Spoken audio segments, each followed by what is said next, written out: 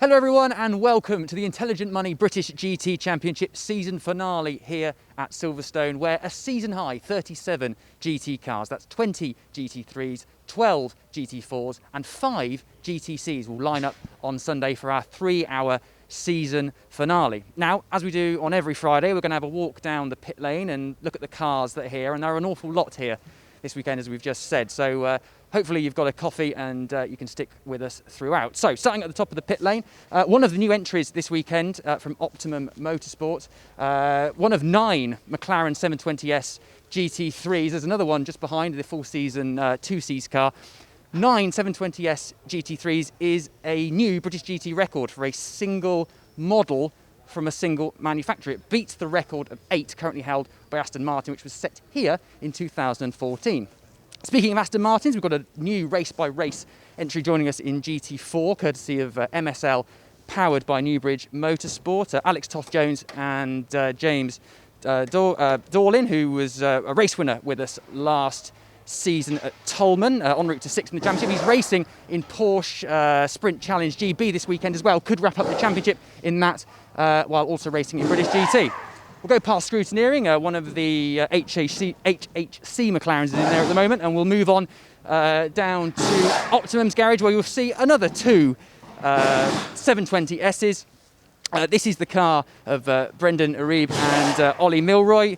Those two should have been racing with us full season in GT4 this year, but they've ended up swapping due to the COVID calendar change, racing in GT Open, but they're here in GT3 with a 720S. The full season car of Lewis Proctor and Ollie Wilkinson is in the garage there. You'll know that one if you've been following us throughout 2020. So we'll move on. As I say, lots to get through. And on to our first championship contender, and it's a GT4 championship contender in the form of Matt Cowley's Academy Mustang. Matt sharing with Will Moore this weekend. The maths mean that Matt has to win to have any chance of taking the GT4 crown, and hope other results go his way. Next up, and we've arrived at probably the pit garage that's going to get the most attention this weekend, just as Jensen Team Rocket RGN are doing their pit stop practice with the number 3 car. But first up, it's the number 2 of James Baldwin and Michael O'Brien, a GT3 championship contender this weekend. But a bit like Matt Cowley down in GT4, they must win in order to overcome their current 34-point deficit, while also hoping that other results go their way. Next along, some bloke called Jensen Button with his AMCO driver Chris Buncombe. No explanation needed really about Jensen, obviously 2009 Formula 1 World Champion, Super GT champion from 2 years ago, joins us for a one-off entry here at Silverstone, and we're delighted to have him. Onto a car which we haven't seen in British GT for almost 2 years now. It's a Porsche 911 Cup Gt3. These usually race in Carrera Cup GB, but they are eligible for our GTC class, which, as I mentioned at the top there, we've got 5 of competing in this weekend. And we've also got some Ferrari Challenge cars, and a second of those Cup cars is in the garage here. Both of them run by Team Parker. That one you're looking at, incidentally, features Ryan Ratcliffe, who will be familiar to British GT fans. I think this is his 8th season of racing in British GT. Another new entry, well, sort of a new entry. It's a bit of a change. Nick Jones and Scott Malvern, obviously we're used to seeing them in a Bentley GT3, but they've gone back to a Mercedes AMG GT4, similar to the one that they won the GT4 class here at Silverstone last year with. I need to look at the stats, but this could be the first time in British GT history that a same crew could win a GT3 race and a GT4 race in the same season. Don't hold me to that, I do need to check it, but quite possibly that could be the case if they win on Sunday. Next along, another race-by-race entry, but a very familiar name to British GT fans. It is, of course, Johnny Adam, who has the number 1 on his car, because he is still reigning champion for one more weekend anyway, alongside his GT World Challenge Europe co-driver Alex West in their usual European entry. It's the Garage 59 Aston Martin. That car and driver lineup finished 3rd in Pro-Am at the Spa 24 Hours 2 weeks ago. Next along, Speedworks Motorsport Toyota Supra, not a championship contender in GT4. To be honest, I don't really know how, because they've been incredibly quick all season without getting a breakthrough result. A couple of podiums for them, James Kell and Sam Smelt, but still no GT4 victory. No success penalty for those guys this weekend. It could be the race they finally do it. WPI's garage is down, which is a shame, because the Lamborghini finished second at Snetterton, so it carries 15 seconds success penalty, but it also topped the test session here earlier today. Andrea Caldarelli and Michael Igo in that one. Next along, and it is a very busy Balfe Motorsport garage. We've got the usual full season GT4 prime entry here of Mia Flewitt and Ewan Hankey. That one more than recognisable to you guys who've been following us all season long. There is the new race-by-race car featuring Lars Dahmen and Charlie Hollings. That one is brand new to us this weekend. Balfe were supposed to have 4 British GT entries this weekend. One car had to be withdrawn for COVID-19 related travel reasons, unfortunately. But delighted to say that we do have back a fan favourite, and it's a car that should have been with us for the full season, of course, before things got a bit tricky at the start of the year. It is the GT3 720S of Sean Balfe and Rob Bell. They won in their last British GT appearance at Donington Park in 2019, and would have been in the victory shake-up here in June of last year, before a problem with their door latch at the final pit stop actually sort of took them out of contention. Right, we're now getting to the business end of championship proceedings, because we're at Barwell, and their 2 Lamborghini Huracans. Both of these cars are in championship contention. Sandy Mitchell and Rob Collard 6 points off the championship lead, but crucially no success penalty for those guys, whereas their teammates Adam Ballon and Phil Keane, who are 11.5 points off the lead, carry the full 20 seconds. Phil, the most successful driver in terms of GT3 and overall wins in British GT history, but still no championship to his name.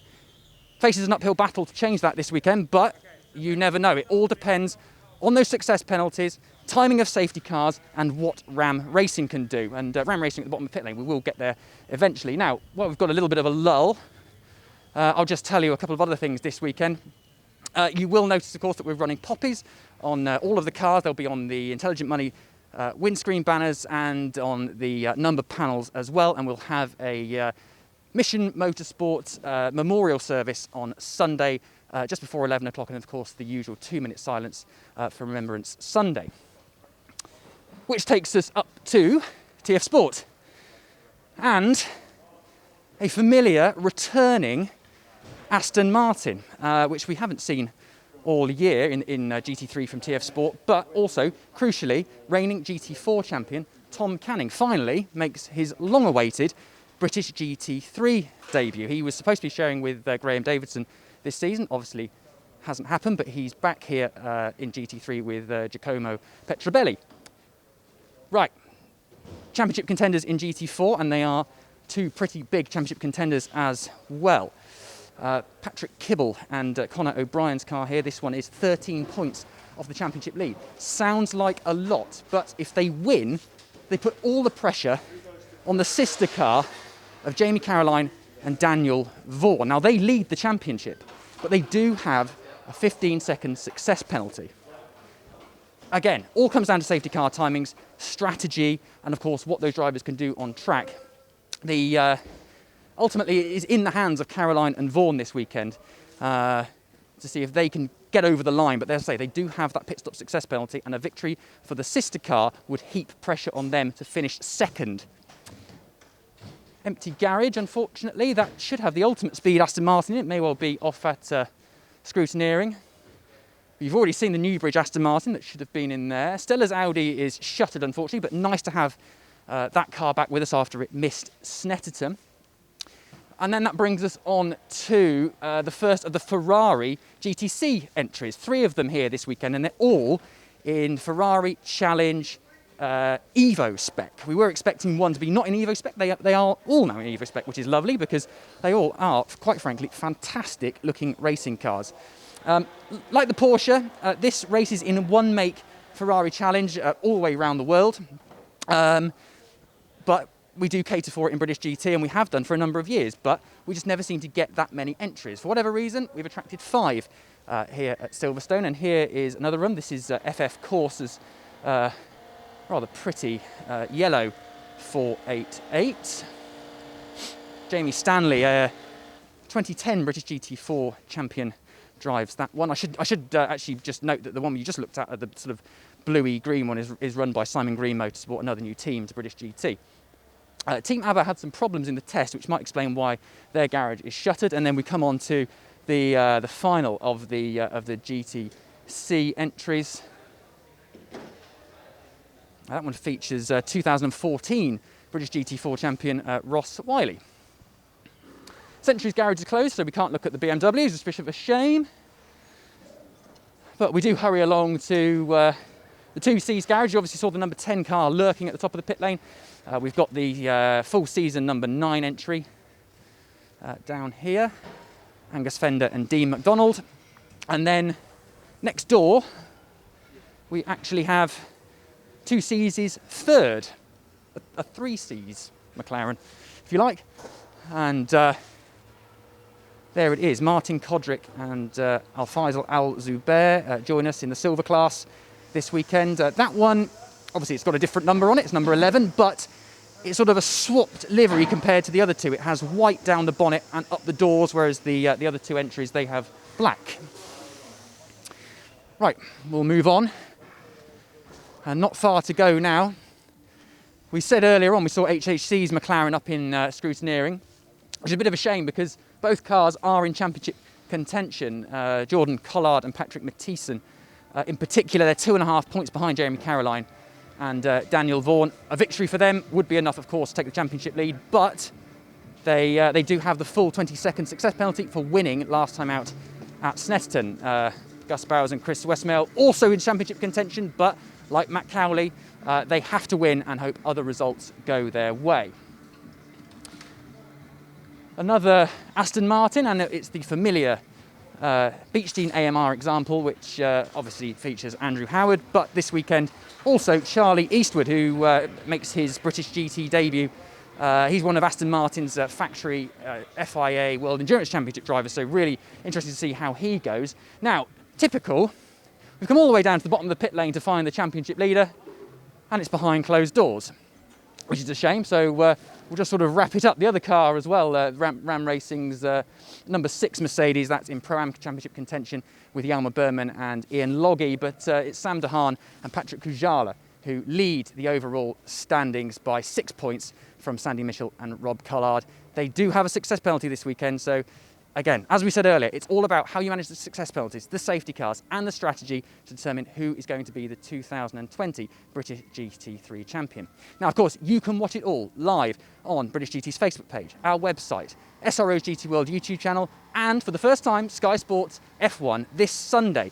Coverage begins at 12:25 and the race starts at 12:50. We hope you can join us then.